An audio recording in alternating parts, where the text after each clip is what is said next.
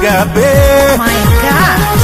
ani gabe yamuniti adu takadabe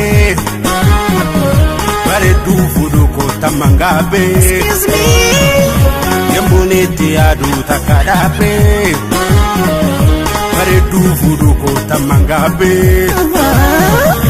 Namarashi Potov, Yade Gachise, Labina Cantenye, Sagal Kakachise, Asheta Baretu, Irandar Banjetu, Namu Kalale, Malapa Kogodu, Vanishuka Jetu, Dabite Gale, Ida Fudenaku, Manabo Amade, Malama Basa,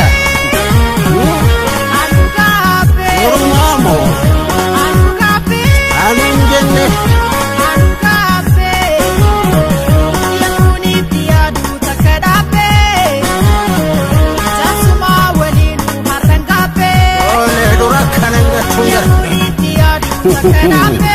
Agamana Galse, Kitintira wali marangape. Arrasitu Mulata.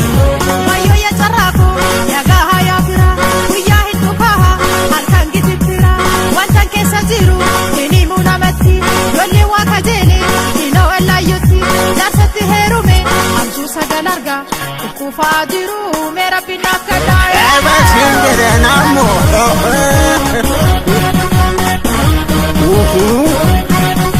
Anigabe, Anugabe, Anigabe, Anigabe, Salusi tugapai. Uniti adu takadabe, Baredu fudu kota mangabe, Kasih. Yamuniti adu takadabe, Shigergeri walin anugabe. Capek kesani sini berbadaka. Egicha shiftete nanaatu mola roderra naqabe maramar tonola yamuni shidabe ngabe tugoda wora irrinjirre manana barbada ergani shifude ilen ko gudandi mana yala dagna ani na fajadani nangu batte Anugape. Anugape. Anugape. Yamuniti adu takadape. Ugardadi walin amangape. ergana barkitatti Yamuniti adu takadape. Jasuma walin marangape. ajiskrini fudu ko Isa wada galan, nakeni nanala, warra diramiti, indupi sudala, serendi Facebooki, let goda furra, isanu mawaya, nabi darga korra, garu hinjalatan, kolik miseji, akka borti sani jalatu masa. ole go anu mumtimo ajira Anigabe, Anigabe, Alargani gabu, Anigabe, Anigabe, Yamuniti adu takadabe, Baredu fudu kota mangabe, Yamuniti adu takadabe, Baredu fudu kota mangabe.